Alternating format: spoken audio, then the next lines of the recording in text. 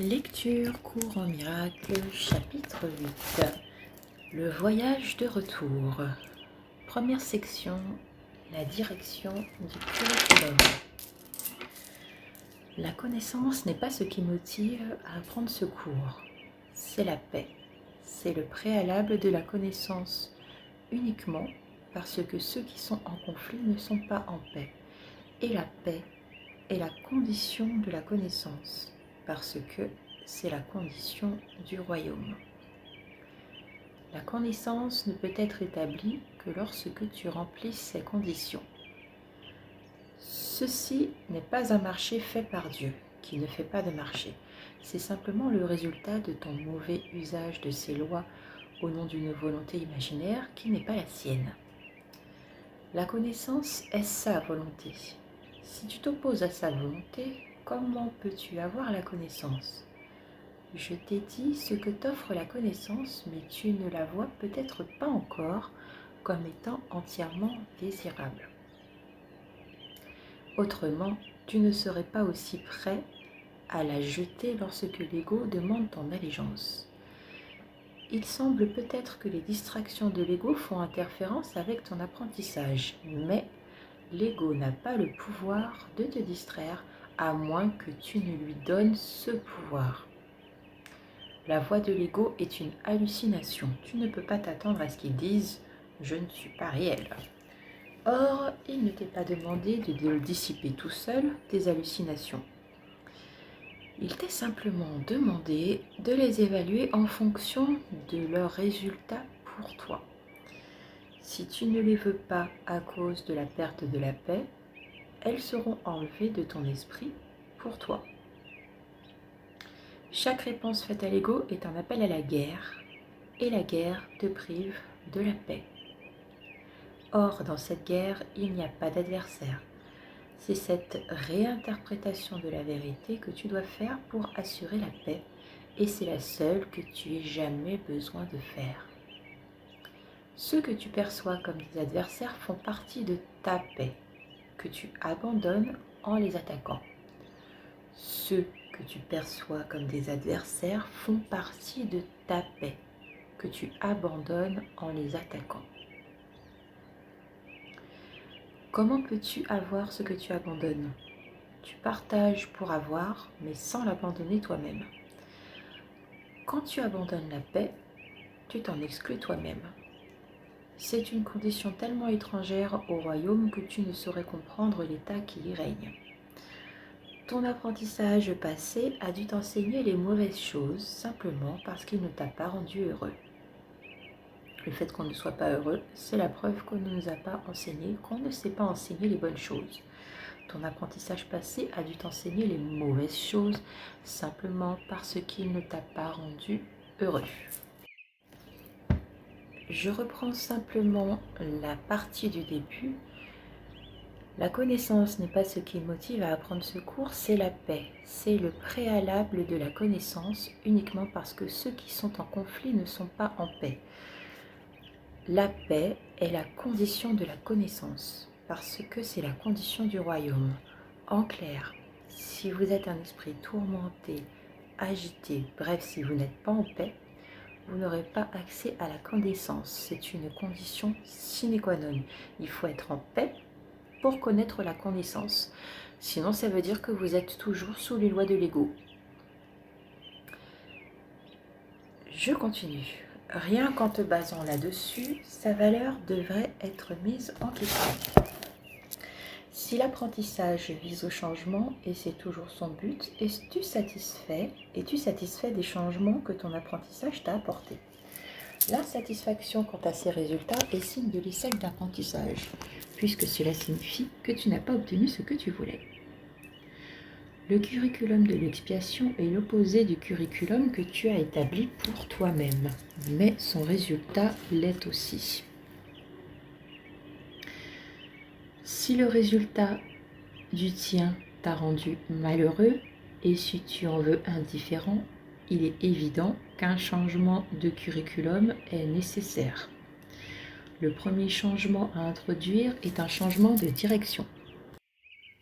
Je rappelle simplement que dans sa signification, un curriculum vitae est un document qui détaille l'ensemble des compétences d'un individu. Je pense que cette petite précision peut vous aider à la compréhension. Donc, je continue. Le premier changement à introduire, je vais reprendre la phrase. Le curriculum de l'expiation est l'opposé du curriculum que tu as établi pour toi-même, mais son résultat l'est aussi. Si le résultat du tien t'a rendu malheureux, et si tu en veux indifférent, il est évident qu'un changement de curriculum est nécessaire. Le premier changement à introduire est un changement de direction. Un curriculum signifiant ne peut être incohérent. S'il est planifié par deux enseignants, chacun croyant en des idées diamétralement opposées, il ne peut pas être intégré. S'il est mis en œuvre par deux enseignants simultanément, chacun ne fera qu'interférer avec l'autre. Cela mène à des fluctuations, mais pas au changement. Ceux qui sont versatiles n'ont aucune direction. Si vous croyez au pur esprit et également aux croyances de l'ego, vous ne serez pas totalement en paix, vous serez un coup agité, un coup en paix. Voilà, c'est simplement pour vous donner un exemple concret. Vous ne serez pas constamment en paix. Ils ne peuvent en choisir une parce qu'ils ne peuvent renoncer à l'autre, même si elle n'existe pas. Leur curriculum conflictuel leur enseigne que toutes les directions existent, mais il ne leur donne aucune raison qui leur permette de choisir. Il faut d'abord que le non-sens total d'un tel curriculum soit pleinement reconnu afin qu'un réel changement de direction devienne possible. Tu ne peux pas apprendre simultanément de deux enseignants qui sont en désaccord total sur tout. Leur curriculum, l'ego croit en la peur et le pur esprit, le Saint-Esprit croit en l'amour. Donc, la peur étant une illusion, évidemment, ce sont deux choses diamétralement opposées.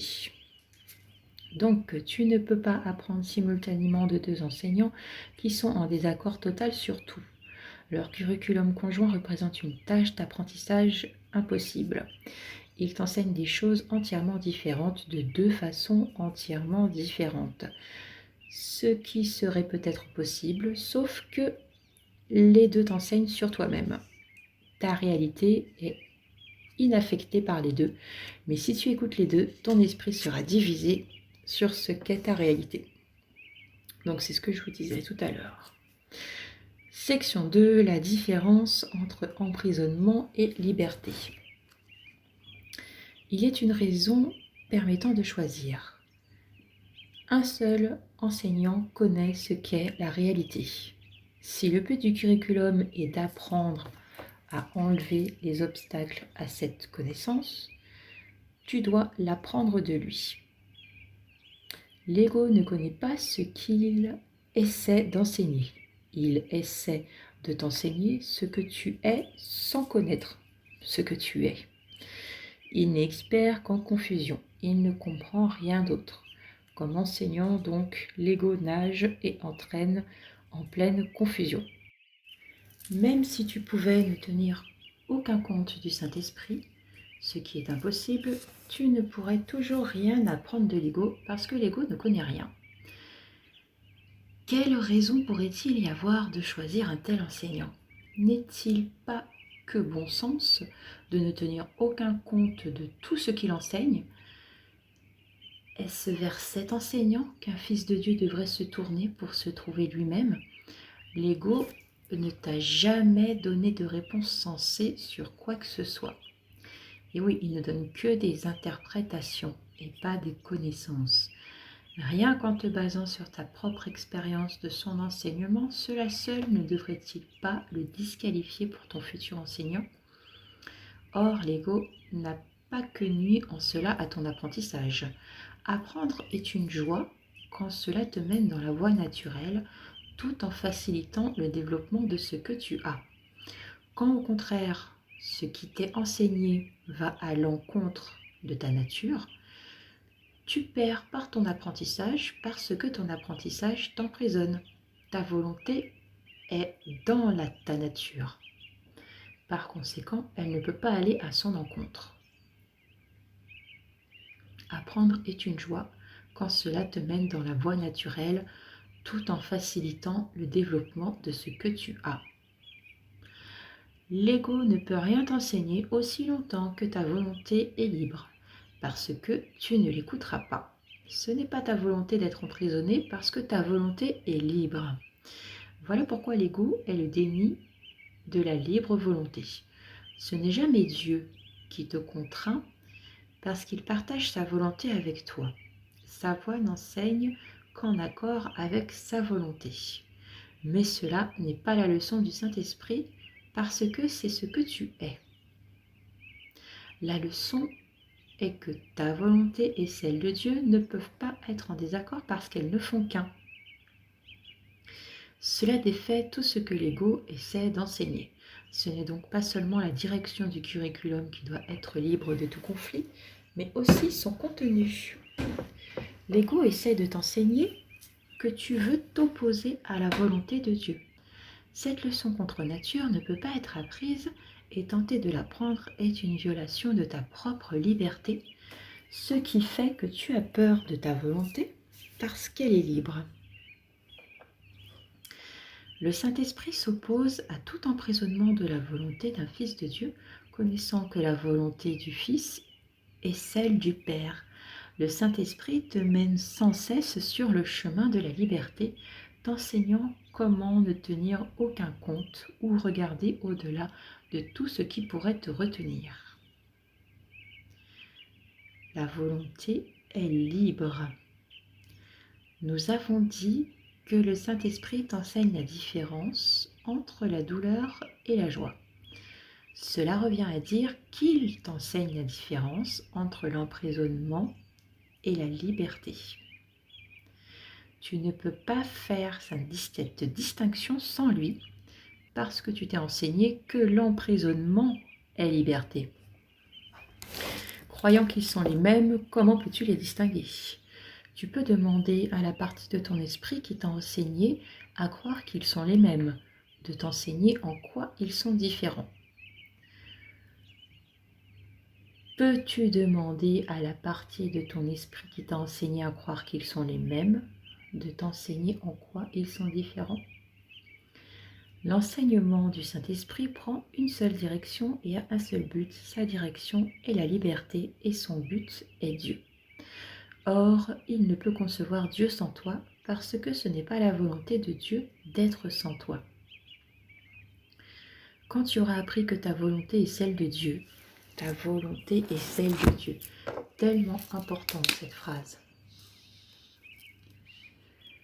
Parce que nous ne sommes qu'un.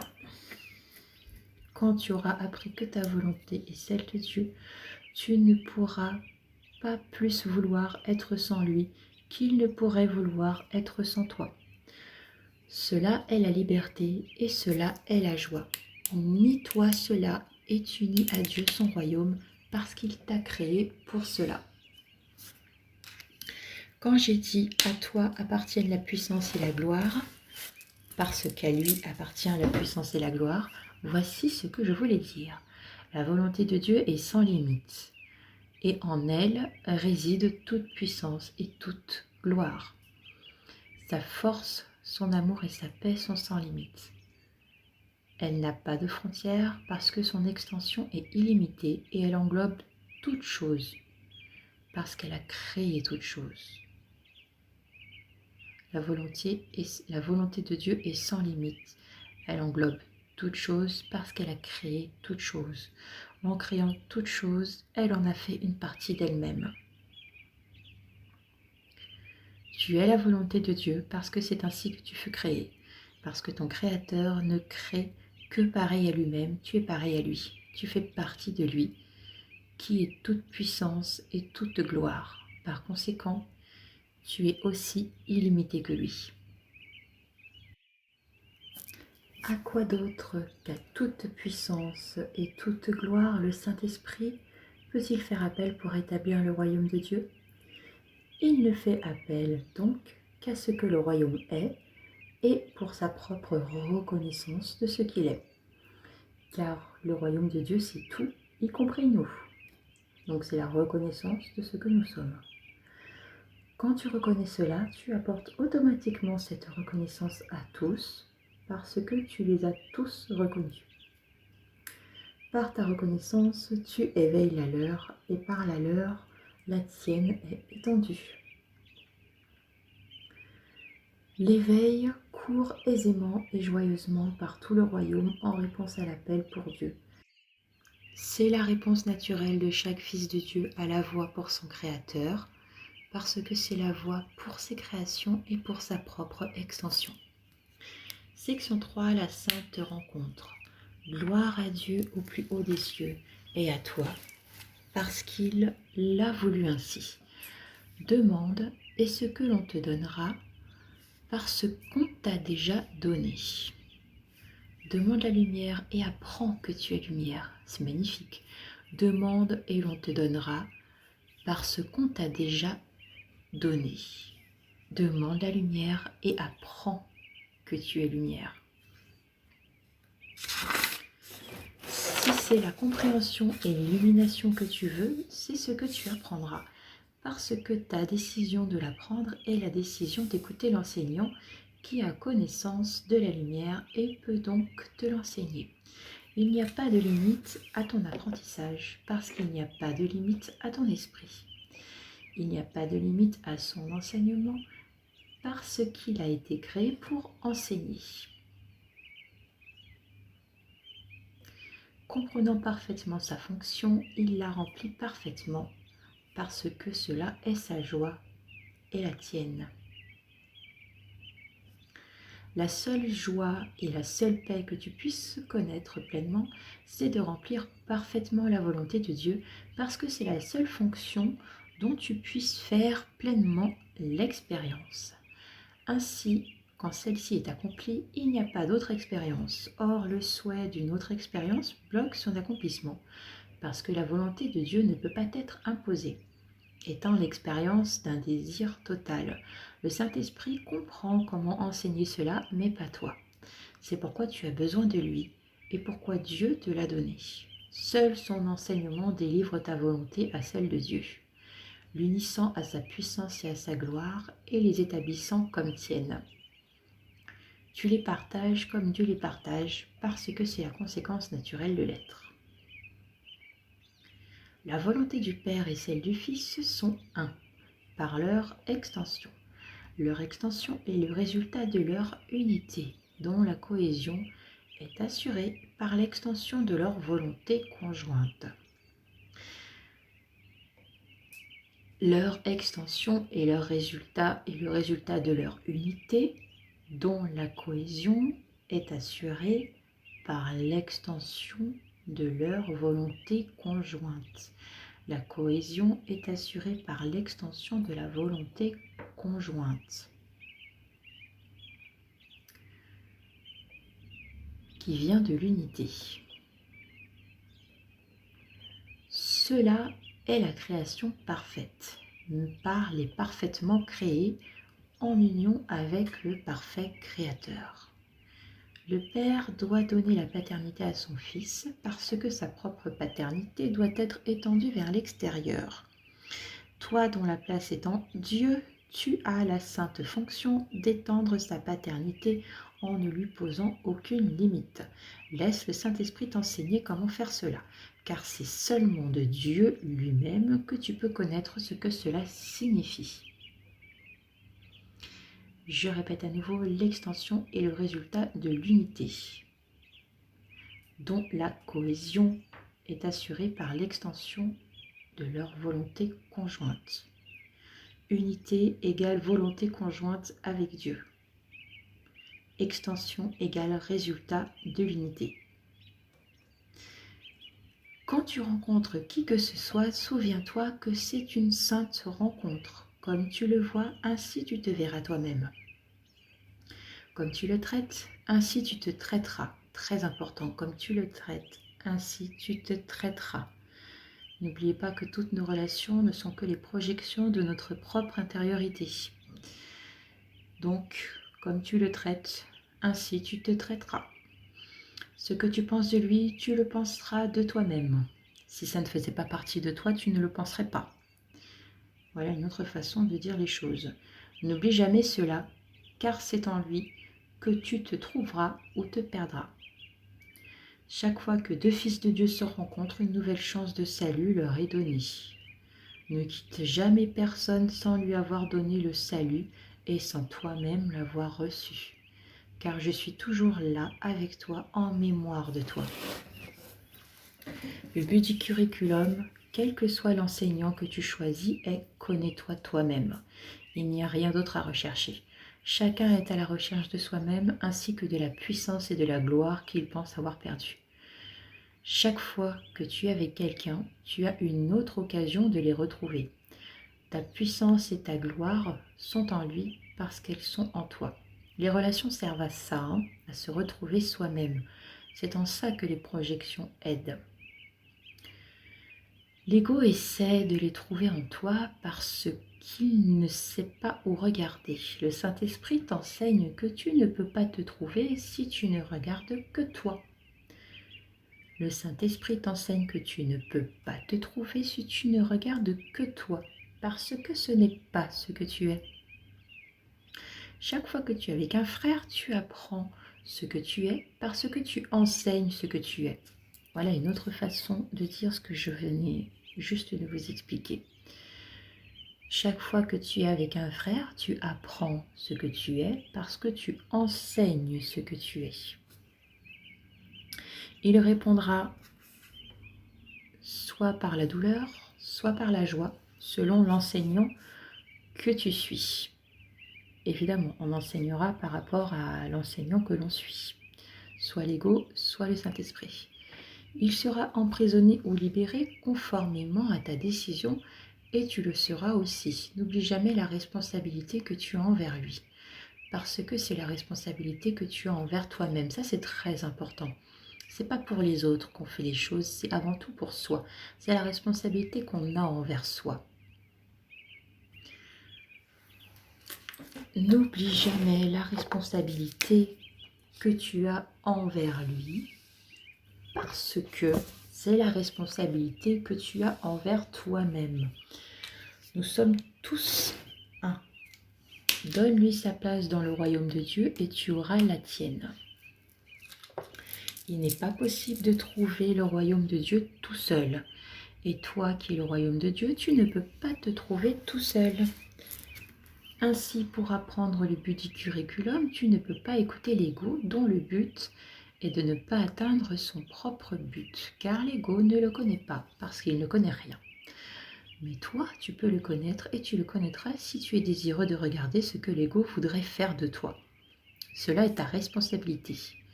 Parce qu'après avoir réellement regardé cela, tu accepteras l'expiation pour toi-même. Quel autre choix pourrais-tu avoir? Ayant fait ce choix, tu comprendras pourquoi tu as cru autrefois qu'en rencontrant quelqu'un d'autre, tu pensais que c'était quelqu'un d'autre. Et chaque sainte rencontre dans laquelle tu entres pleinement t'enseignera qu'il n'en est rien. Chaque sainte rencontre dans laquelle tu entres pleinement t'enseignera qu'il n'en est rien. Tu ne peux rencontrer qu'une partie de toi-même parce que tu es une partie de Dieu. Sa puissance et sa gloire sont partout et tu ne peux pas en être exclu. L'ego enseigne que ta force est en toi seul. Le Saint-Esprit enseigne que toute force est en Dieu et par conséquent en toi. Dieu veut que personne ne souffre. C'est sa volonté que personne ne souffre d'une mauvaise décision, toi y compris. C'est pourquoi il t'a donné le moyen de défaire. Par sa puissance et sa gloire, toutes tes mauvaises décisions sont complètement défaites, vous délivrant, toi et ton frère, de toute pensée qui emprisonne, tenue par n'importe quelle partie de la filialité. Les mauvaises décisions n'ont pas de pouvoir parce qu'elles ne sont pas vraies. L'emprisonnement qu'elles semblent produire n'est pas plus vrai qu'elles ne le sont elles-mêmes. Les mauvaises décisions ne sont pas vraies parce que ce sont des décisions qui viennent de l'ego, qui est lui-même une création, une illusion. Donc l'emprisonnement qu'elles semblent produire n'est pas plus vrai qu'elles ne le sont elles-mêmes. La puissance et la gloire appartiennent à Dieu de même que toi. Tout ce qui lui appartient, Dieu le donne parce qu'il donne de lui-même et tout lui appartient. Donner de toi-même est la fonction qu'il t'a donnée. La remplir parfaitement te permettra de te rappeler ce que tu as de lui. Et par là, tu te rappelleras aussi ce que tu es en lui. Tu ne peux pas être impuissant à faire cela parce que cela est ta puissance. La gloire est le don que Dieu te fait parce que c'est ce qu'il est. Vois cette gloire partout pour te rappeler ce que tu es. Section 4. Le don de la liberté. Si la volonté de Dieu pour toi est la paix et la magnifique, mais tellement, tellement magnifique. Si la volonté de Dieu pour toi est la paix et la joie complète, la paix et la joie complète, ça c'est la volonté de Dieu et pas autre chose. La volonté de Dieu pour nous est la paix et la joie complète. Et si tu ne ressens pas uniquement cela, ce doit être que tu refuses de reconnaître sa volonté. Sa volonté ne vacille pas, étant à jamais inchangeable. Quand tu n'es pas en paix, ça ne peut être que parce que tu ne crois pas que tu es en lui. Or, il est tout en tous, sa paix est complète et tu dois y être inclus. Ces lois te gouvernent parce qu'elles gouvernent tout. Tu ne peux pas t'exempter de ces lois, bien que tu puisses leur désobéir. Or, si tu le fais, et seulement si tu le fais, tu te sentiras seul et impuissant, parce que tu te nies tout à toi-même. Je suis venu comme une lumière dans un monde qui se nie tout à lui-même. Il fait cela simplement en se dissociant de tout. Il est donc une illusion d'isolement, maintenue par la peur de cette même solitude qui est son illusion. J'ai dit que j'étais avec toi tous les jours jusqu'à la fin du monde. C'est pourquoi je suis la lumière du monde. Je suis avec toi dans la solitude du monde. La solitude n'est plus. Tu ne peux pas maintenir l'illusion de solitude si tu n'es pas seul. Mon but donc est encore de vaincre le monde. Je ne l'attaque pas, mais ma lumière doit le dissiper à cause de ce qu'il est. La lumière n'attaque pas les ténèbres, mais elle les dissipe. Si ma lumière t'accompagne partout, tu les dissipes avec moi. La lumière devient nôtre et tu ne peux pas plus demeurer dans les ténèbres que les ténèbres ne peuvent demeurer là où tu vas. La mémoire de moi, c'est la mémoire de toi-même et de celui qui m'a envoyé à toi. Tu étais dans les ténèbres jusqu'à ce que la volonté de Dieu fût faite complètement par n'importe quelle partie de la filialité. Quand cela fut fait, elle était accomplie parfaitement par tous. Comment autrement pourrait-elle être parfaitement accomplie?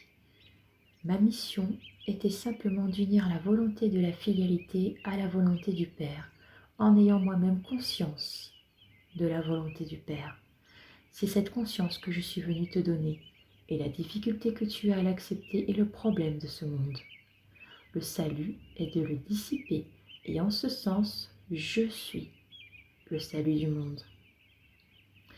Le monde doit donc me mépriser et me rejeter, parce que le monde est la croyance que l'amour est impossible. Le monde est la croyance que l'amour est impossible. Eh oui. Si tu acceptes le fait que je suis avec toi, tu nies le monde et tu acceptes Dieu. Ma volonté est la sienne, et ta décision de m'entendre est la décision d'entendre sa voix et de demeurer dans sa volonté. Ma volonté est la sienne, et surtout, la partie importante, ta décision de m'entendre est la décision d'entendre sa voix et de demeurer dans sa volonté. C'est une décision que nous prenons, je sais, je l'ai déjà dit plusieurs fois. C'est à nous de choisir notre enseignant, le pur esprit ou l'ego, c'est un choix. Comme Dieu m'a envoyé à toi, ainsi je t'enverrai aux autres, et j'irai à eux avec toi, afin que nous puissions leur enseigner la paix et l'union. Ne penses-tu pas que le monde a besoin de paix autant que toi? Ne veux-tu pas la lui donner autant que tu veux la recevoir? Car sinon tu ne la recevras pas. Et si tu veux l'avoir de moi, tu dois la donner. La guérison ne vient de personne d'autre. Tu dois accepter d'être guidé de l'intérieur. Tu dois vouloir être guidé, ou bien cela ne signifiera rien pour toi. C'est pourquoi la guérison est une entreprise qui repose sur la collaboration. Je peux te dire quoi faire, mais tu dois collaborer en croyant que je connais ce que tu devrais faire. Alors seulement ton esprit choisira de me suivre. Sans ce choix, tu ne pourrais pas être guéri, parce que tu auras décidé de rejeter la guérison, et ce rejet de ma décision pour toi rend la guérison impossible. La guérison reflète la volonté conjointe. La guérison reflète notre volonté conjointe. Cela devient évident quand tu considères à quoi sert la guérison. La guérison est la façon dont la séparation est vaincue. La séparation est vaincue par l'union. Elle ne peut pas être vaincue en se séparant. La décision de s'unir doit être sans équivoque. Sinon, l'esprit lui-même est divisé et non entier. La décision de s'unir doit être sans équivoque. Sinon, l'esprit lui-même est divisé et non entier. On l'a dit tout à l'heure, on ne peut pas être un peu ci et un peu ça. C'est dans son entièreté. Ton esprit est le moyen par lequel tu détermines ta propre condition, parce que l'esprit est le mécanisme de la décision. C'est le pouvoir par lequel tu te sépares ou tu te joins et ressens conséquemment de la douleur ou de la joie. Ma décision ne peut pas vaincre la tienne, parce que la tienne est aussi puissante que la mienne. Si elle ne l'était pas, les fils de Dieu seraient inégaux. Toutes choses sont possibles par notre décision conjointe, mais la mienne seule ne peut pas t'aider. Ta volonté est aussi libre que la mienne, et Dieu lui-même n'irait pas à son encontre. Je ne peux pas vouloir ce que Dieu ne veut pas. Je peux offrir ma force pour rendre la tienne invincible, mais je ne peux pas m'opposer à ta décision sans lui faire concurrence et violer ainsi la volonté de Dieu pour toi. Rien de ce que Dieu a créé ne peut s'opposer à sa décision, comme rien de ce que Dieu a créé ne peut s'opposer à sa volonté. Dieu a donné à ta volonté sa puissance, et je ne peux que la reconnaître en l'honneur de la sienne. Si tu veux être comme moi, je t'aiderai, connaissant que nous sommes pareils. Si tu veux être différent, magnifique. Écoutez bien, si tu veux être différent, j'attendrai jusqu'à ce que tu changes d'esprit. J'attendrai jusqu'à ce que tu changes d'esprit. Je peux t'enseigner, mais toi seul peux choisir d'écouter mon enseignement. Comment pourrait-il en être autrement si le royaume de Dieu est liberté? La liberté ne peut pas être apprise par la tyrannie de quelque sorte que ce soit. Et la parfaite égalité de tous les fils de Dieu ne peut pas être reconnue par la domination d'un esprit sur l'autre. Les fils de Dieu sont égaux en volonté, tous étant la volonté du Père. Cela est la seule leçon que je suis venue enseigner. Si ta volonté n'était pas la sienne, elle ne serait pas celle de notre Père. Cela signifierait que tu as emprisonné la tienne et que tu ne l'as pas laissée être libre. De toi-même, tu ne peux rien faire, parce que de toi-même, tu n'es rien. Je ne suis rien sans le Père, et tu n'es rien sans moi, parce qu'en niant le Père, tu te nies toi-même. Je me souviendrai toujours de toi, et dans ma mémoire de toi réside ta mémoire de toi-même. Dans notre mémoire, l'un de l'autre réside notre mémoire de Dieu. Et dans cette mémoire réside ta liberté, parce que ta liberté est en lui. Joins-toi donc à moi en louange de lui et de toi qu'il a créé. C'est le don de gratitude que nous le faisons et qu'il partagera avec toutes ses créations, à quoi il donne également tout ce qui est acceptable pour lui. Parce que c'est acceptable pour lui, c'est le don de la liberté qui est sa volonté pour tous ses fils. En offrant la liberté, tu seras libre. Étant la reconnaissance de ce qu'ils sont et de ce qu'il est, la liberté est le seul don que tu puisses faire au Fils de Dieu. La liberté est création parce qu'elle est amour. Celui que tu cherches à emprisonner, tu ne l'aimes pas. Par conséquent, quand tu cherches à emprisonner qui que ce soit, y compris toi-même, tu ne l'aimes pas et tu ne peux pas t'identifier à lui. Quand tu t'emprisonnes toi-même, tu perds de vue ta véritable identification avec moi et avec le Père. Ton identification est avec le Père et avec le Fils.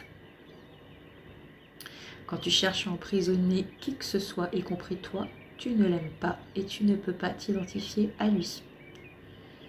Là, je vous renvoie vers les 5 blessures de l'âme. Chercher à emprisonner quelqu'un, c'est vouloir combler une blessure. Les 5 blessures de l'âme. Quand tu t'emprisonnes toi-même, tu perds de vue la véritable identification avec moi et avec le Père. Ton identification est avec le Père et avec le Fils. Petite parenthèse, j'ai fait une série de vidéos pour les 5 blessures de l'âme. Si vous souhaitez savoir de quelle blessure vous souffrez, sachant que nous en avons tous plusieurs. Personnellement, j'en avais 4 sur les 5. Oui, je reviens de loin. Voilà, et c'est pour ma part les EFT qui m'ont permis de les guérir. Voilà. Je reprends. Ce ne peut pas être avec l'un sans l'autre. Si tu fais partie de l'un, tu dois faire partie de l'autre, parce qu'ils sont un. La Sainte Trinité est sainte parce qu'elle est une. Si tu t'exclus toi-même de cette union, tu perçois la Sainte Trinité comme séparée. Tu dois y être inclus parce qu'elle est tout. À moins que tu n'y prennes ta place et ne remplisses ta fonction comme partie d'elle, la Sainte Trinité est aussi dépouillée que toi. Aucune partie d'elle ne peut être emprisonnée si la vérité doit être connue. Section 5. La volonté indivisée de la filialité. Peux-tu être séparé de ton identification et être en paix? La dissociation n'est pas une solution, c'est un délire. Être séparé de ton identification et être en paix. Ceux qui délirent croient que la vérité les assaille et ils ne la reconnaissent pas parce qu'ils préfèrent le délire. Jugeant la vérité comme quelque chose qu'ils ne veulent pas, ils perçoivent leurs illusions qui bloquent la connaissance. Les illusions bloquent la connaissance. Aide-les en leur offrant ton esprit unifié en leur nom, comme je t'offre le mien au nom du tien. Seuls nous ne pouvons rien faire, mais ensemble nos esprits fusionnent en quelque chose dont la puissance dépasse de loin celle de ses parties séparées. Et n'étant point séparé, l'Esprit de Dieu est établi dans le nôtre, et comme étant le nôtre, cet esprit est invincible parce qu'il est indivisé. Donc aide-les en leur offrant ton esprit unifié en leur nom. La volonté indivisée de la filialité est le parfait créateur étant entièrement à l'image de Dieu, dont c'est la volonté. Tu ne peux pas en être exempt si tu dois comprendre ce qu'elle est et ce que tu es. Par la croyance que ta volonté est séparée de la mienne, tu t'exemptes toi-même de la volonté de Dieu qui est toi-même. Or, guérir, c'est encore rendre entier. Guérir, par conséquent, c'est unir à ceux qui sont pareils à toi, parce que percevoir qu'ils sont pareils, c'est reconnaître le Père. Si ta perfection est en lui et en lui seul, comment peux-tu la connaître sans le reconnaître? Reconnaître Dieu, c'est te reconnaître toi-même. Il n'y a pas de séparation de Dieu et de sa création. Tu t'en rendras compte quand tu comprendras qu'il n'y a pas de séparation entre ta volonté et la mienne. Laisse l'amour de Dieu luire sur toi par ton acceptation de moi. Ma réalité est la tienne et la sienne. En joignant ton esprit au mien, tu montres que tu as conscience que la volonté de Dieu est une. L'unité de Dieu et la nôtre ne sont pas séparées, parce que son unité englobe la nôtre. Te joindre à moi, c'est rétablir son pouvoir en toi, parce que nous la partageons. Je t'offre seulement la reconnaissance de son pouvoir en toi, mais en cela est toute la vérité. En nous unissant, nous nous unissons à lui. Gloire à l'union de Dieu et de ses saints fils. Toute gloire est en eux parce qu'ils sont unis. Les miracles que nous faisons portent témoignage de la volonté du Père pour son Fils et de la joie que nous avons à nous unir à sa volonté pour nous. Quand tu t'unis à moi, tu t'unis sans l'ego, parce que j'ai renoncé à l'ego en moi-même et je ne peux donc pas m'unir au tien. Notre union est donc la façon de renoncer à l'ego en toi. La vérité en nous deux est au-delà de l'ego. Notre réussite pour ce qui est de transcender l'ego est garantie par Dieu et je partage cette assurance pour nous deux et pour nous tous. Je ramène la paix de Dieu à tous ses enfants parce que je l'ai reçue de lui pour nous tous. Rien ne saurait prévaloir contre nos volontés unies parce que rien ne saurait prévaloir contre celle de Dieu. Voudrais-tu connaître la volonté de Dieu pour toi? Demande-moi-la qui la connaît pour toi et tu la trouveras. Je ne te nierai rien, comme Dieu ne me nie rien. Notre voyage est simplement le voyage de retour à Dieu, qui est notre demeure. Chaque fois que la peur fait intrusion quelque part sur la route de la paix, c'est parce que l'ego a tenté de se joindre à notre voyage et qu'il ne peut pas le faire. Donc la peur est toujours un indice que l'ego a fait son apparition. Pressentant la défaite et fâché par cela, l'ego se considère rejeté et songe à riposter. Tu es invulnérable à sa riposte parce que je suis avec toi. Dans ce voyage, tu m'as choisi comme compagnon au lieu de l'ego. Ne tente pas de regarder les deux. Sinon, tu essaies d'aller dans des directions différentes et tu perdras chemin. Ne tente pas de regarder les deux, sinon tu essaies d'aller dans des directions différentes et tu perdras ton chemin. La voie de l'ego n'est pas la mienne. Mais ce n'est pas la tienne non plus. Le Saint-Esprit a une seule direction pour tous les esprits, et celle qu'il m'a enseignée est la tienne. Ne laissons pas les illusions nous faire perdre de vue sa direction, car seules des illusions d'une autre direction peuvent obscurcir celle pour laquelle parle en nous tous la voix de Dieu. Seules des illusions d'une autre direction peuvent obscurcir celle pour laquelle parle en nous tous la voix de Dieu. N'accorde jamais à l'ego le pouvoir d'interférer avec le voyage. Il n'en a aucun parce que ce voyage est la voie vers ce qui est vrai. Laisse toutes les illusions derrière toi et va au-delà de toute tentative de l'ego pour te retenir. Je passe avant toi parce que je suis au-delà de l'ego. Prends donc ma main parce que tu veux transcender l'ego. Jamais la force ne manquera, et si tu choisis de la partager, tu le feras. Je la donne volontiers et joyeusement, parce que j'ai autant besoin de toi que tu as besoin de moi. Section 6. Le trésor de Dieu. Nous sommes la volonté conjointe de la filialité dont l'entièreté est pour nous tous. Nous commençons le voyage de retour en partant ensemble, et nous rassemblons nos frères tout en continuant ensemble.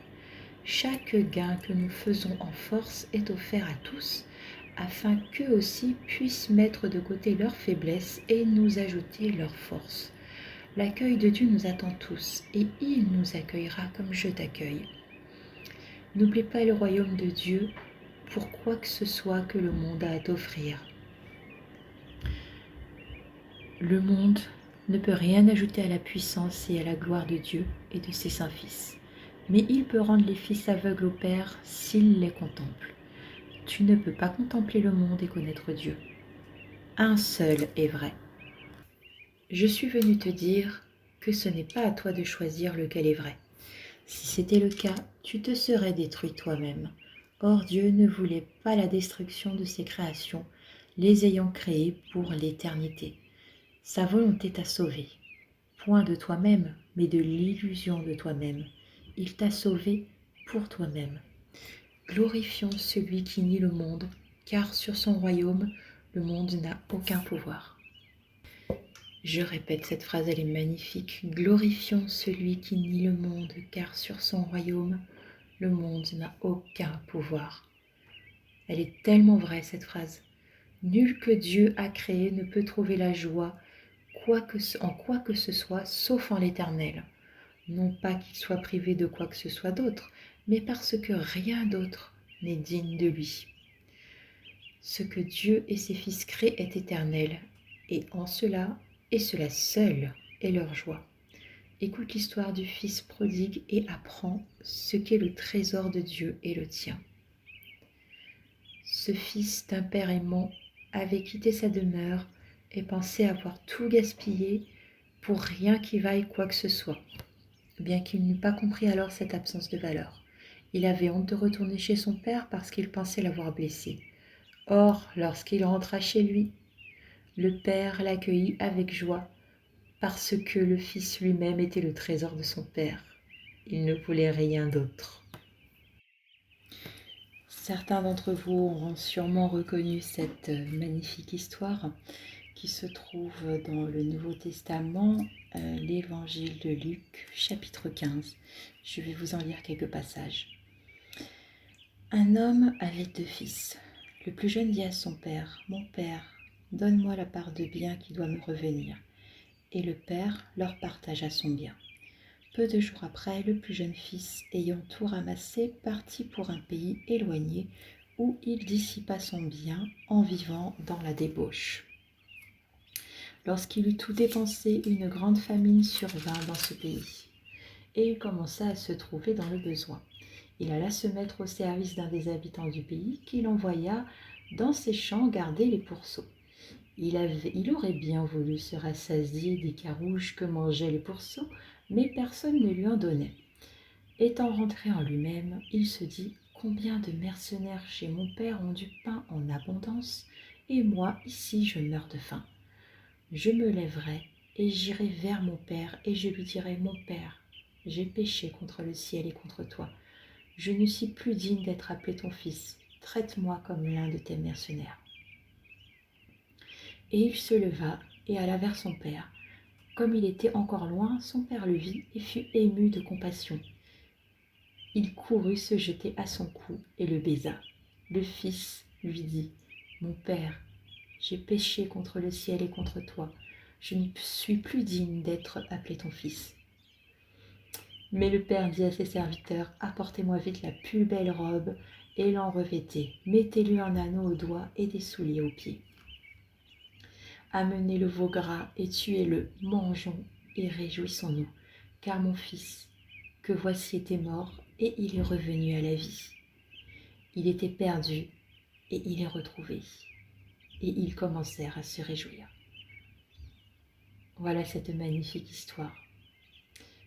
Je vous lis quand même un peu la suite.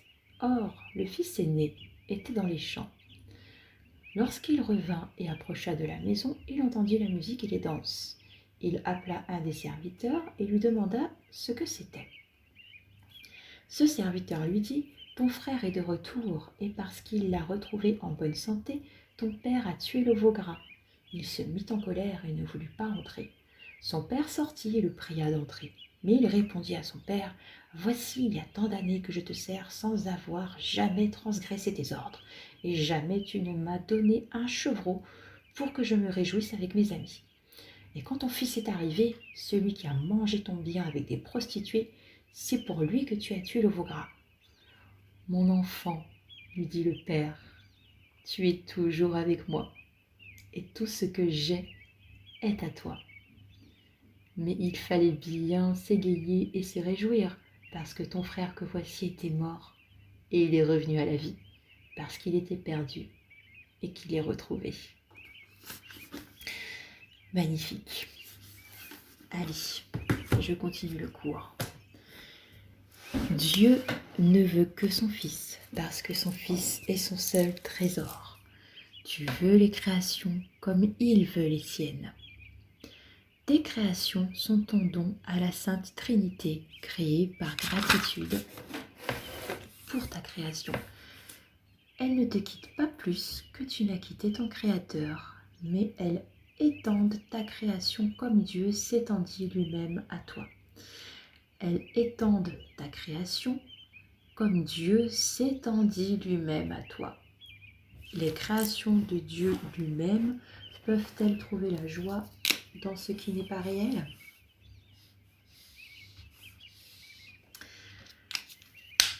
Et qu'y a-t-il de réel hormis les créations de Dieu et celles qui sont créées comme les siennes ? Tes créations t'aiment comme tu aimes ton Père pour le don de la création. Il n'y a pas d'autre don qui soit éternel. Par conséquent, il n'y a pas d'autre don qui soit vrai. Il n'y a pas d'autre don qui soit vrai. Comment donc peux-tu accepter ou donner quoi que ce soit d'autre et attendre de la joie en retour ? Ou quoi d'autre que la joie pourrais-tu vouloir ? Tu n'as fait ni toi-même ni ta fonction. Je trouve ça tellement apaisant à savoir. Pardon, tu n'as fait ni toi-même ni ta fonction. Le fait que notre volonté soit la volonté du Seigneur et que nous avons simplement à nous remettre à lui est tellement, tellement apaisant. Tu n'as fait que prendre la décision d'être indigne des deux. Or, tu ne peux... Je vais relire cette partie. Alors, les créations de Dieu lui-même peuvent-elles trouver la joie dans ce qui n'est pas réel ? Et qu'y a-t-il de réel hormis les créations de Dieu et celles qui sont créées comme les siennes ? Tes créations t'aiment comme tu aimes ton Père pour le don de la création. Il n'y a pas d'autre don qui soit éternel. Par conséquent, il n'y a pas d'autre don qui soit vrai. Comment donc peux-tu accepter ou donner quoi que ce soit d'autre et attendre de la joie en retour ? En quoi d'autre que la joie pourrais-tu vouloir ? Tu n'as fait ni toi-même ni ta fonction. Tu n'as fait que prendre la décision d'être indigne des deux. Or, tu ne peux pas te rendre indigne parce que tu es le trésor de Dieu. Tu ne peux pas te rendre indigne parce que tu es le trésor de Dieu. Et ce qu'il estime est estimable. Sa valeur ne peut faire question parce que cette valeur réside en ce que Dieu lui-même se partage avec lui et en établit à jamais sa valeur. Sa valeur ne peut pas faire question parce que cette valeur réside en ce que Dieu lui-même se partage avec lui et en établit à jamais la valeur. Nous faisons partie de Dieu, nous sommes une extension de Dieu. Ta volonté est ajoutée au trésor de Dieu en créant le tien. Sa volonté vers toi est sa volonté pour toi. Il ne voudrait pas te refuser la création parce que sa joie est en elle. Tu ne peux pas trouver la joie si ce n'est comme Dieu le fait. Sa joie résidait en ta création et il étend sa paternité à toi pour que tu puisses t'étendre toi-même comme il l'a fait. Tu ne comprends pas cela parce que tu ne le comprends pas. Nul qui n'accepte pas sa fonction ne peut comprendre ce qu'elle est. Et nul ne peut accepter sa fonction à moins de connaître ce qu'il est. La création est la volonté de Dieu. Sa volonté t'a créé pour créer. La volonté n'a pas été créée séparée de la sienne, ainsi tu dois vouloir comme il veut. Ta volonté n'a pas été créée séparée de la sienne, ainsi tu dois vouloir comme il veut.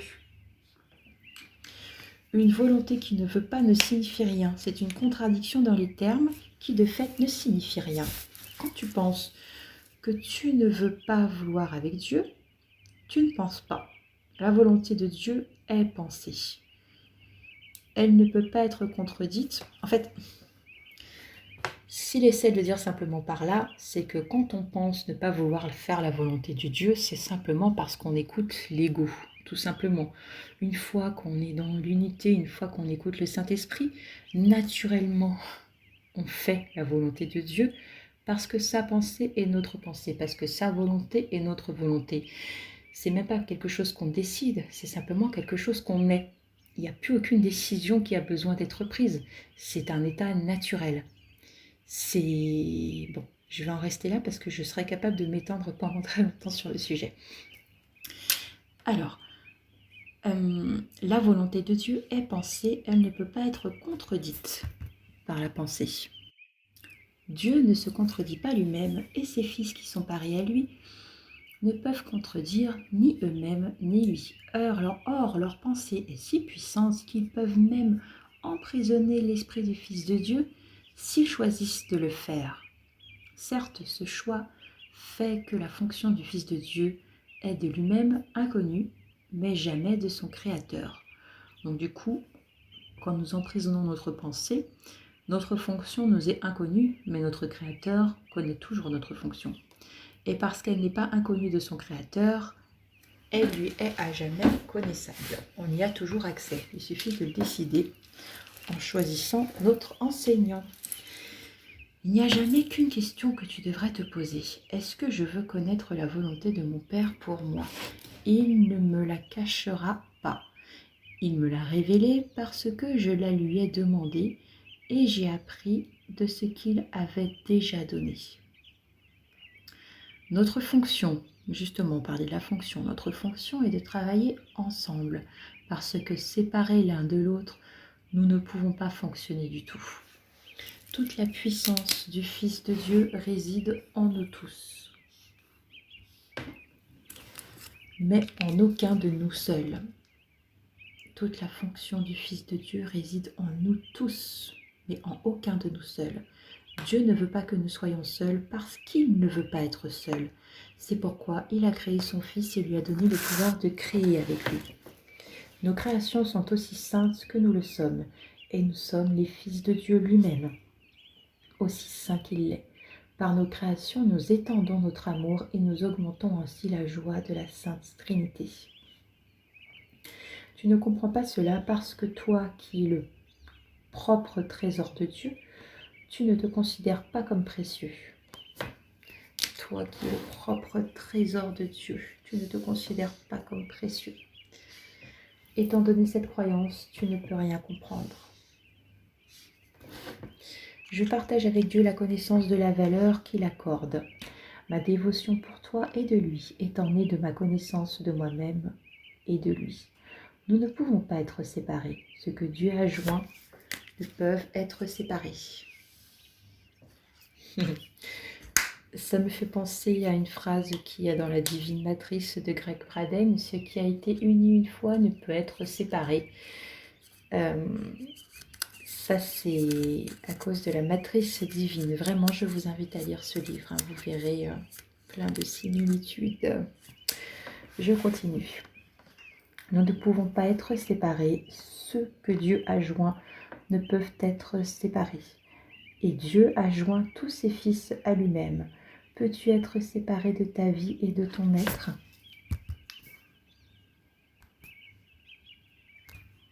Allez, du coup, je vous lis quelques parties de la Divine Matrice. Page 49. Tout ce qui existe dans notre monde est connecté à tout le reste. Là, c'est de la physique quantique. C'est pas du tout un livre sur la spiritualité. Non. Greg Braden, la Divine Matrice, unissant le temps et l'espace, les miracles et les croyances. Il s'agit de physique quantique.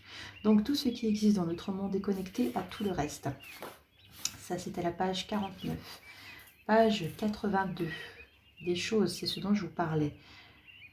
Des choses qui ont déjà été unies demeurent toujours connectées entre elles, qu'elles soient physiquement unies ou non. Il semble que les choses qui ont déjà été unies demeurent toujours connectées entre elles. Les expériences semblent indiquer que, quel que soit l'espace séparant deux objets, ceux-ci restent toujours connectés s'ils ont déjà été unis. C'est vraiment magnifique. Ah là là. Le premier principe indique que toutes choses sont interconnectées parce que tout existe à l'intérieur de la divine matrice. Si c'est le cas, ce que nous faisons dans une partie de notre vie doit avoir une influence sur les autres parties. Nous sommes tous reliés les uns aux autres. Le deuxième principe affirme que la divine matrice est holographique, ce qui signifie que toute portion du champ contient tout ce qui existe dans le champ. La conscience elle-même serait holographique, ce qui signifie que la prière que nous faisons dans notre salon, par exemple, existe déjà chez les êtres pour qui nous prions. Autrement dit, nul besoin d'envoyer nos prières nulle part puisqu'elles sont déjà partout. Je vais en rester là parce que je vous conseille vraiment de lire ce livre. Je continue. Le voyage à Dieu n'est que le nouveau réveil de la connaissance de là où tu es toujours et de ce que tu es à jamais. C'est un voyage sans distance vers un but qui n'a jamais changé. La vérité ne peut être qu'expérimentée. Elle ne peut être ni décrite ni expliquée. Très important, la vérité ne peut être qu'expérimentée. Elle ne peut être ni décrite ni expliquée. On a beau décrire et expliquer, il n'y a qu'en le vivant qu'on connaîtra. Je peux te rendre conscient des conditions de la vérité, mais l'expérience est de Dieu. Ensemble, nous pouvons remplir ces conditions, mais c'est d'elle-même que la vérité se fera jour en toi. Ce que Dieu a voulu pour toi est à toi. Il a donné sa volonté à son trésor, dont c'est le trésor. Ton cœur est là où est ton trésor, comme le sien. Ton cœur est là où est ton trésor, comme le sien. Toi qui es aimé de Dieu, tu es entièrement béni. Apprends cela de moi et libère la sainte volonté de tous ceux qui sont aussi bénis que toi. Section 6. Le corps comme moyen de communication. L'attaque est toujours physique. Quand l'attaque entre dans ton esprit, sous quelque forme que ce soit, tu t'assimiles à un corps, puisque c'est ainsi que l'ego interprète le corps. Tu n'as pas besoin d'attaquer physiquement pour accepter cette interprétation. Tu l'acceptes par la simple croyance que l'attaque peut obtenir quelque chose que tu veux. Si tu ne croyais pas cela, l'idée de l'attaque n'aurait pas d'attrait pour toi. Et oui, c'est parce qu'on pense qu'en attaquant, on va obtenir quelque chose qu'on le fait. Si on pensait que c'était sans effet, on ne réagirait même pas.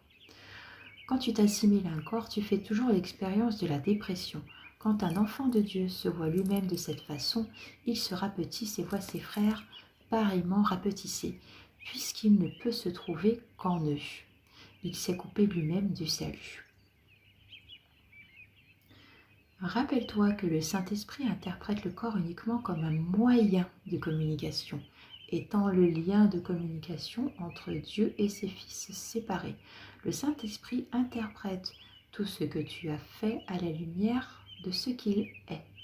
L'ego sépare par le corps, le Saint-Esprit atteint les autres par lui.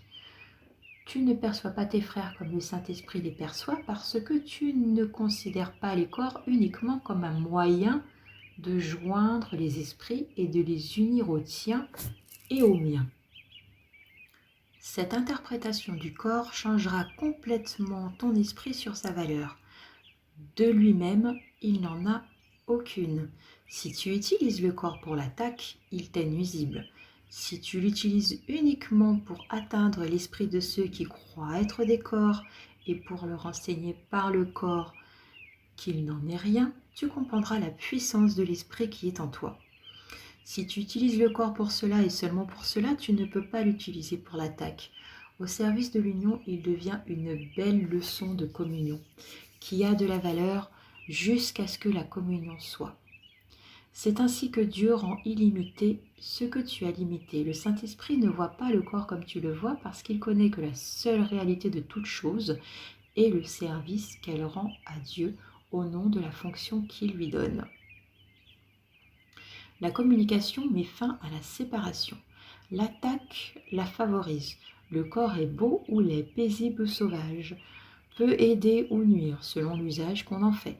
Et dans le corps d'un autre, tu verras l'usage que tu as fait du tien. Si le corps devient un moyen que tu donnes au Saint-Esprit pour qu'il l'utilise au nom de l'union de la fidélité, tu ne verras rien de physique autrement que tel que c'est. Utilise-le pour la vérité et tu le verras véritablement. Mésus-en et tu le comprendras mal parce que tu l'as déjà fait en mésusant. Interprète quoi que ce soit à part du Saint-Esprit et tu te méfieras. Cela te mènera à la haine et à l'attaque et à la perte de paix. Or, toute perte vient uniquement de ta propre mécompréhension. Toute espèce de perte est impossible, mais quand tu regardes un frère comme une entité physique, sa puissance et sa gloire sont perdues pour toi, de même que les tiennes. Tu l'as attaqué, mais tu as dû d'abord t'attaquer toi-même. Ne le vois pas de cette façon pour ton propre salut, qui doit lui apporter le sien. Ne lui permets pas de se rapetisser dans ton esprit, mais donne-lui délivrance de sa croyance en la petitesse et échappe ainsi de la tienne.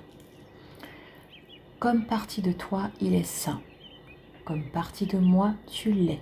Communiquer avec cette partie de Dieu lui-même, c'est aller par-delà le royaume vers son Créateur, par sa voix, VOIX, qu'il a établie comme partie de toi.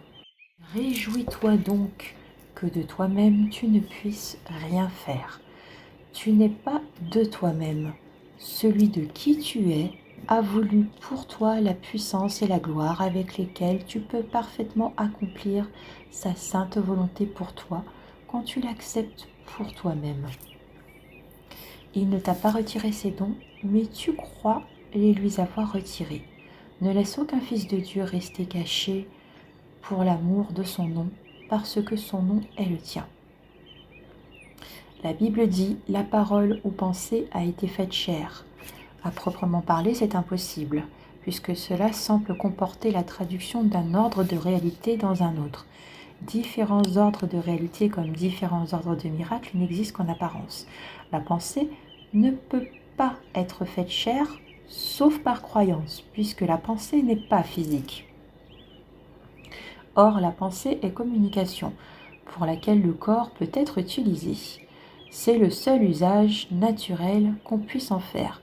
Faire du corps un usage qui n'est pas naturel, c'est perdre de vue le but du Saint-Esprit et se méprendre ainsi sur le but de son curriculum. Faire du corps un usage qui n'est pas naturel, c'est perdre de vue le but du Saint-Esprit et se méprendre ainsi sur le but de son curriculum. Il n'y a rien de plus frustrant pour un apprenant qu'un curriculum qui ne veut pas apprendre. Il sent qu'il n'est pas à la hauteur et cela doit le déprimer. Il n'y a rien au monde de plus déprimant que d'être confronté à une situation d'apprentissage impossible. En fait, c'est pourquoi le monde lui-même, en définitive, est déprimant. Le curriculum du Saint-Esprit n'est jamais déprimant, parce que c'est un curriculum de joie. Chaque fois que la réaction à l'apprentissage est la dépression, c'est que le véritable but du curriculum a été perdu de vue. Chaque fois que la réaction de l'apprentissage est la dépression, c'est que le véritable but du curriculum a été perdu de vue. En ce monde, pas même le corps n'est perçu comme entier. Son but est vu comme étant fragmenté en maintes fonctions qui n'ont que peu ou pas du tout de relation entre elles, de sorte qu'il paraît être gouverné par le chaos. Guidé par l'ego, il l'est. Guidé par le Saint-Esprit, il ne l'est pas. Il devient un moyen par lequel la partie de l'esprit que tu as tenté de séparer du pur esprit peut aller au-delà de ces distorsions et retourner au pur esprit. Le temple de l'ego devient ainsi le temple du Saint-Esprit où la dévotion à lui remplace la dévotion à l'ego. En ce sens, le corps devient bel et bien un temple à Dieu. Sa voix y demeure en dirigeant l'usage qui en est fait. La guérison est le résultat de n'utiliser le corps que pour la communication. Puisque c'est naturel, cela guérit en rendant entier ce qui est aussi naturel. Tout esprit est entier et la croyance qu'une partie de lui est physique ou n'est pas esprit est une interprétation fragmentée ou malade. L'esprit ne peut pas être rendu physique parce qu'il peut être, mais il peut être rendu manifeste par le physique. Donc l'esprit ne peut pas être rendu physique, mais il peut être rendu manifeste par le physique s'il utilise le corps pour aller au-delà de lui-même. En allant vers l'extérieur, l'esprit s'étend lui-même. Il ne s'arrête pas au corps car s'il le fait, il est bloqué dans la poursuite de son but. Un esprit qui a été bloqué s'est permis d'être vulnérable à l'attaque parce qu'il s'est retourné contre lui-même. L'enlèvement des blocages est donc la seule façon de garantir l'aide et la guérison. L'aide et la guérison sont les expressions normales d'un esprit qui œuvre par le corps, mais non en lui. Si l'esprit croit que le corps est son but, il distord sa perception du corps et en bloquant sa propre extension au-delà de celui-ci, induit la maladie en favorisant la séparation. Croire que nous sommes un corps, c'est favoriser la maladie, car c'est croire en l'illusion de la séparation.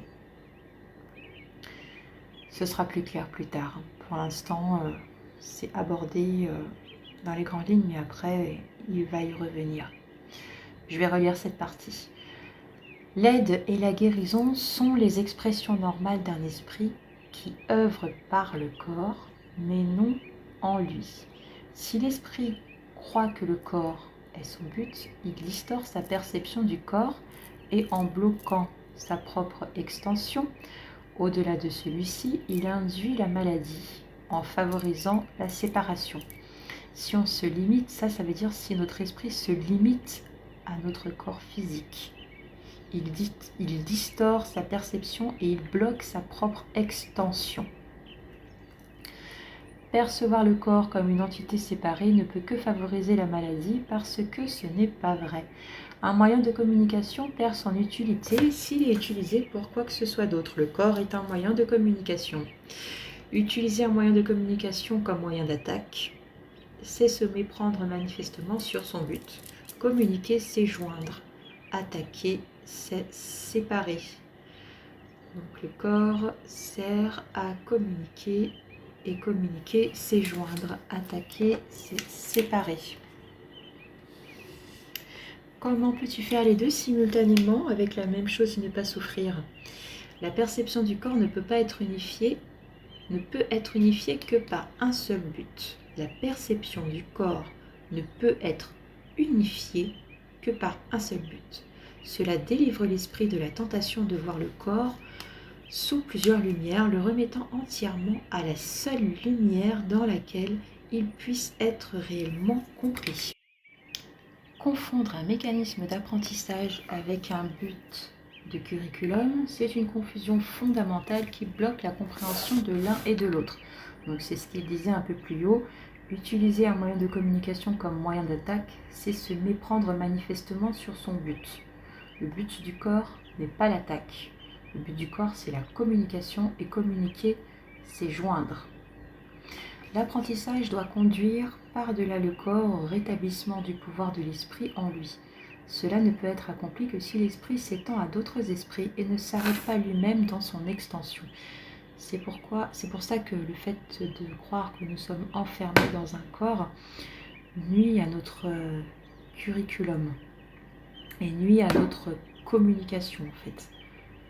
Parce que croire que nous sommes un corps, c'est stopper notre extension.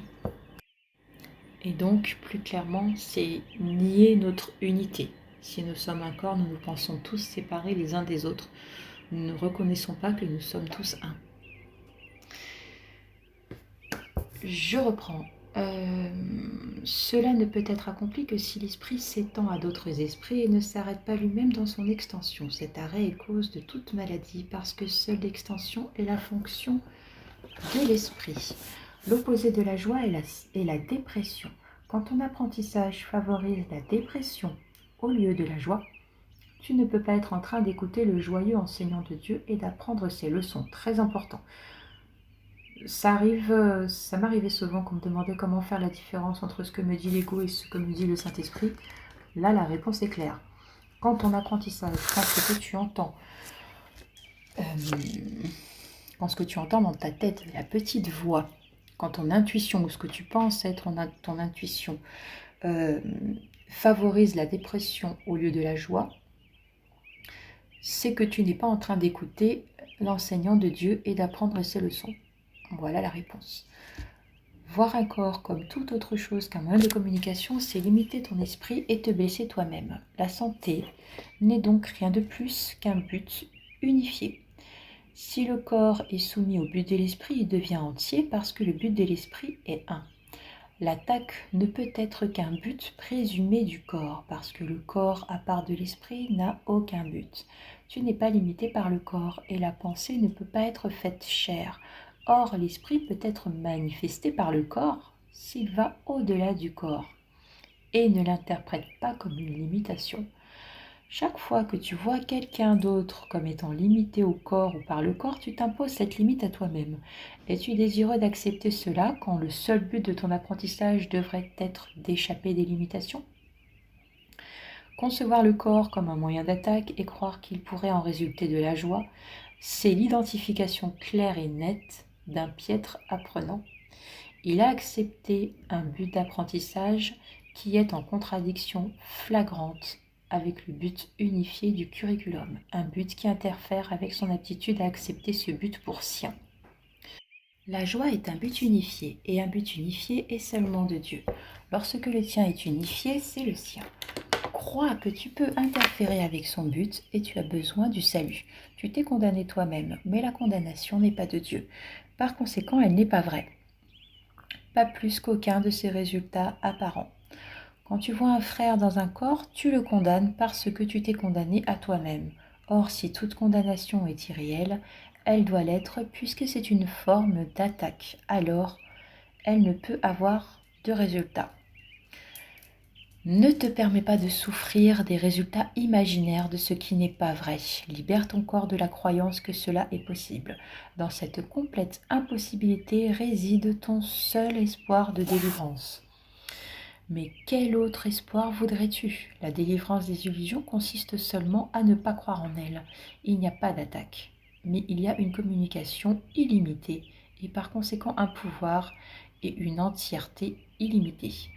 Le pouvoir de l'entièreté est l'extension. N'arrête pas ta pensée en ce monde et tu ouvriras ton esprit à la création en Dieu. Section 8. Les corps comme moyen ou comme fin. Les aptitudes envers le corps sont les attitudes envers l'attaque. Les attitudes envers le corps sont les attitudes envers l'attaque. Les définitions de l'ego de quoi que ce soit sont puériles et toujours basées sur ce à quoi il croit que la chose sert. C'est qu'il est incapable de véritable généralisation et il assimile ce qu'il voit à la fonction de ce qu'il lui assigne. Il ne l'assigne pas à ce que c'est. Pour l'ego, le corps sert à attaquer. T'assimilant au corps, il enseigne que tu sers à attaquer. Le corps donc n'est pas la source de ta propre santé. La condition du corps dépend uniquement de ton interprétation de ta fonction. Les fonctions font partie de l'être puisqu'elles en surgissent, mais la relation n'est pas réciproque. Le tout définit la partie, mais la partie ne définit pas le tout. Or, connaître en partie, c'est connaître entièrement, parce que il y a une différence fondamentale entre la connaissance et la perception. Dans la perception, le tout est composé de parties qui peuvent se séparer et se rassembler en différentes constellations. Mais la connaissance ne change jamais, sa constellation est donc permanente. L'idée de relation partie-tout n'a de signification qu'au niveau de la perception où le changement est possible. Autrement, il n'y a pas de différence entre la partie et le tout. Le corps existe dans un monde qui semble contenir deux voies luttant pour sa possession.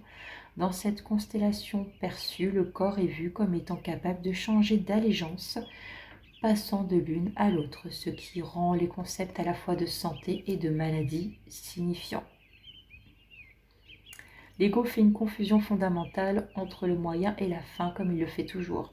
Considérant le corps comme une fin, l'ego ne lui trouve aucune réelle utilité parce qu'il n'est pas une fin. Tu dois avoir remarqué cette caractéristique de chacune des fins que l'ego a acceptées comme siennes. Quand tu l'atteins, elle ne te satisfait pas. C'est pourquoi l'ego est forcé de passer sans cesse d'un but à un autre, de façon à ce que tu continues d'espérer qu'il ait encore quelque chose à t'offrir. Il a été particulièrement difficile de vaincre cette croyance de l'ego dans le corps comme une fin, parce qu'elle est synonyme de la croyance dans l'attaque comme une fin. Synonyme de la croyance dans l'attaque comme une fin. L'ego a profondément investi dans la maladie. Si tu es malade, que peux-tu objecter à la ferme croyance de l'ego que tu n'es pas invulnérable ? Du point de vue de l'ego, cet argument est attrayant parce qu'il obscurcit l'attaque évidente qui sous-tend la maladie. Si tu reconnaissais cela et si tu décidais de rejeter l'attaque, tu ne pourrais pas donner ce faux témoignage en faveur de l'ego. Donc je reprends du point de vue de l'ego, cet argument est attrayant parce qu'il obscurcit l'attaque évidente qui sous-tend la maladie. C'est l'attaque qui sous-tend la maladie. Il est difficile de percevoir la maladie comme un faux témoin parce qu'il ne te rend pas compte qu'elle ne correspond pas du tout à ce que tu veux. Parce que tu ne te rends pas compte qu'elle ne correspond pas du tout à ce que tu veux. Ce témoin, donc, paraît être innocent et digne de confiance parce que tu ne l'as pas sérieusement contre-interrogé. Si tu l'avais fait, tu ne considérais pas la maladie comme un témoin si solide en faveur des vues de l'ego. Il serait plus honnête d'affirmer que ceux qui veulent l'ego sont prédisposés à le défendre. Par conséquent, leur choix de témoin devrait être suspect dès le début. L'ego n'appelle pas de témoin qui nuirait à sa cause, pas plus que le Saint-Esprit. J'ai dit que le jugement est la fonction du Saint-Esprit, fonction pour laquelle il est parfaitement qualifié. Comme juge, l'ego rend tout sauf un jugement impartial. Quand l'ego appelle un témoin, il s'en est déjà fait un allié. Il n'en reste pas moins vrai que le corps n'a pas de fonction de lui-même, parce qu'il n'est pas une fin. Toutefois, l'ego l'établit comme une fin, parce que comme tel, sa vraie fonction est obscurcie. C'est le but de tout ce que fait l'ego. Il vise uniquement à perdre de vue la fonction de toute chose. Un corps malade n'a aucun sens.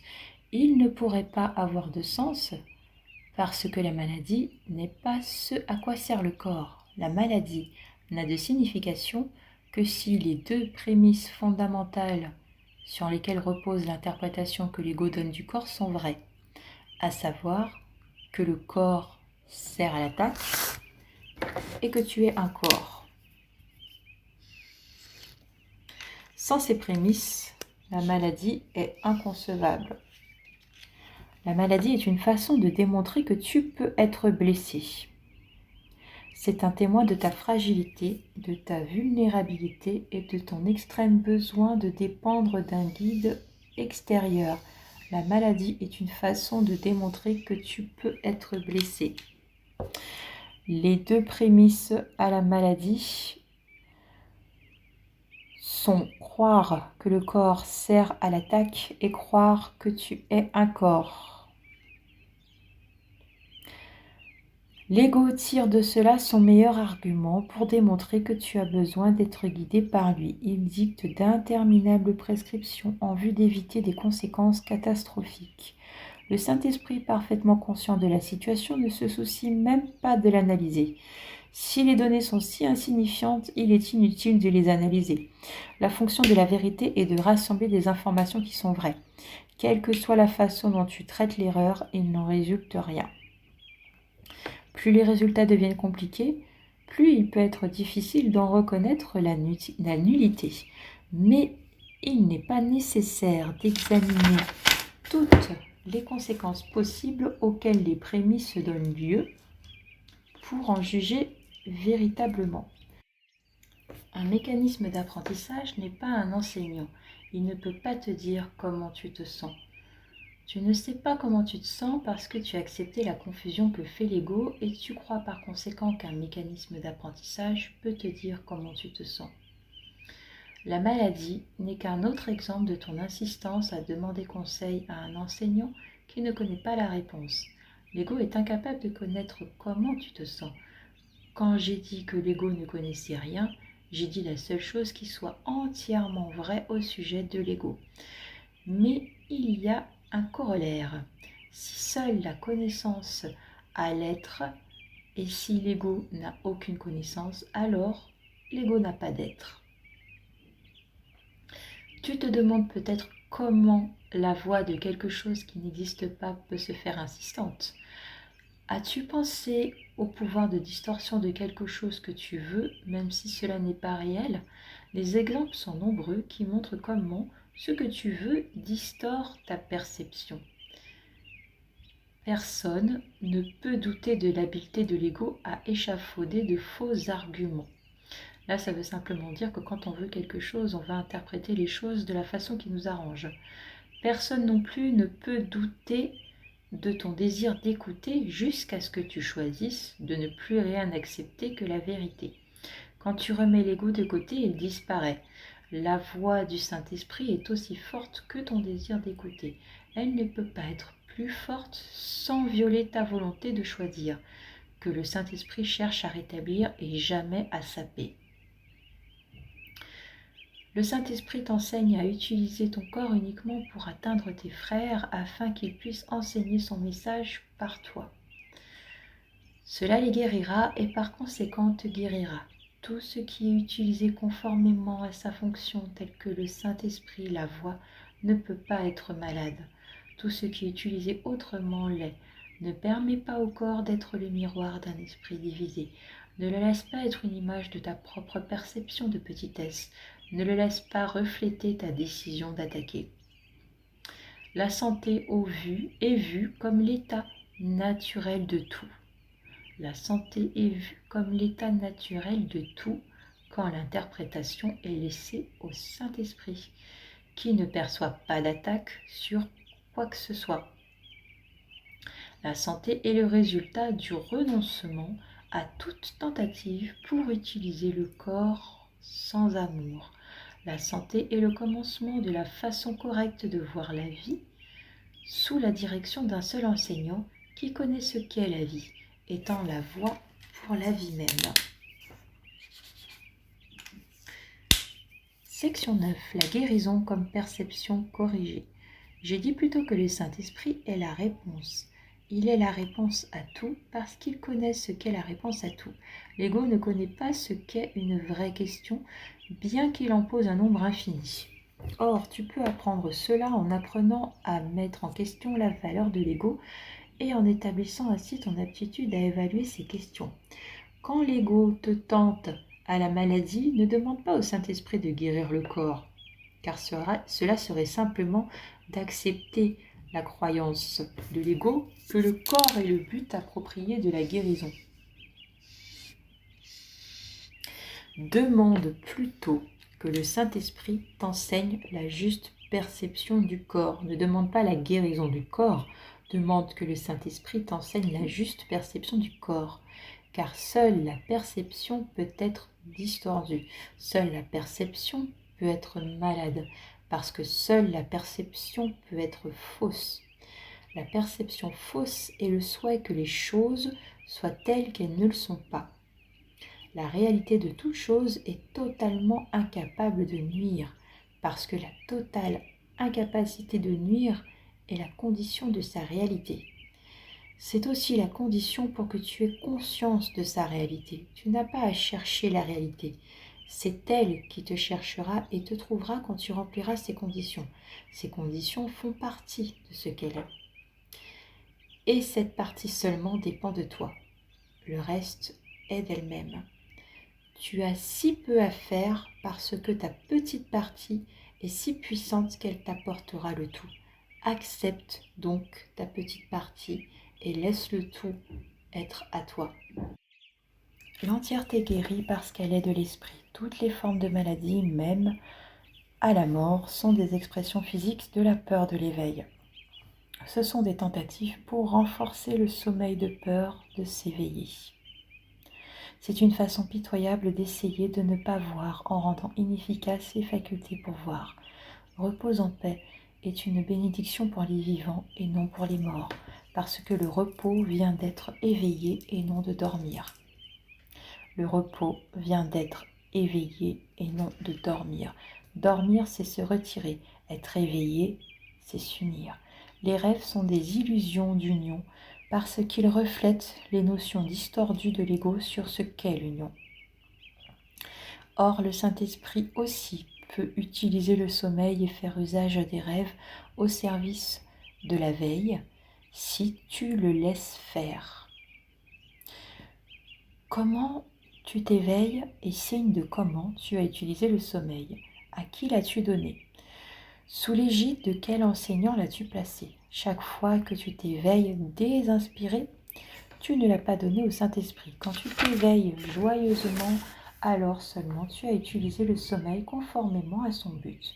Tu peux certes être abruti de sommeil si tu en mésuses au service de la maladie. Le sommeil n'est pas plus une forme de mort que la mort n'est une forme d'inconscience. L'inconscience complète est impossible. Tu peux reposer en paix uniquement parce que tu es éveillé.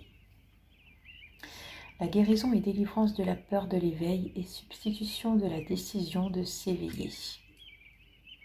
Substitution de la décision de s'éveiller. La guérison substitue la décision de s'éveiller. La guérison remplace la décision de s'éveiller. La décision de s'éveiller est le reflet de la volonté d'aimer, puisque toute guérison comporte le remplacement de la peur par l'amour.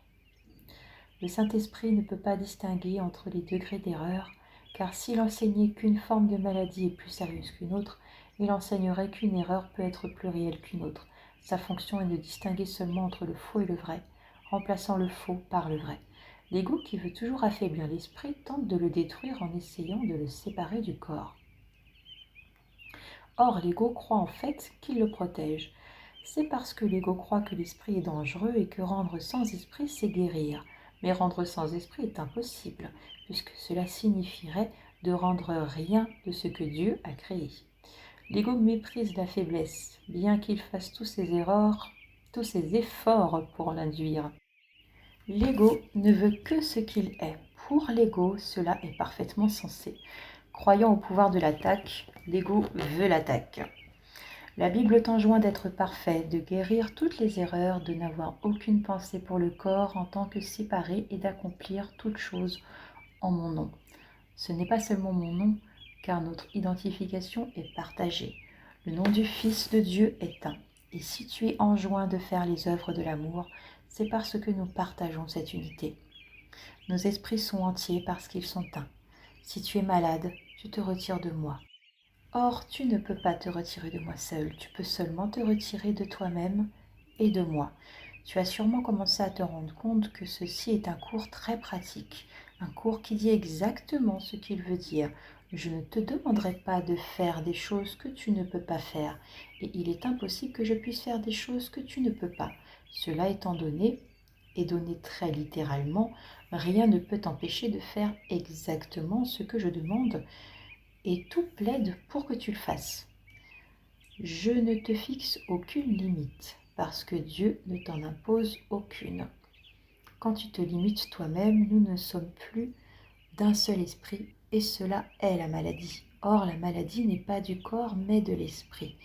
Toutes les formes de maladie sont des signes que l'esprit est divisé et qu'il n'accepte pas un but unifié.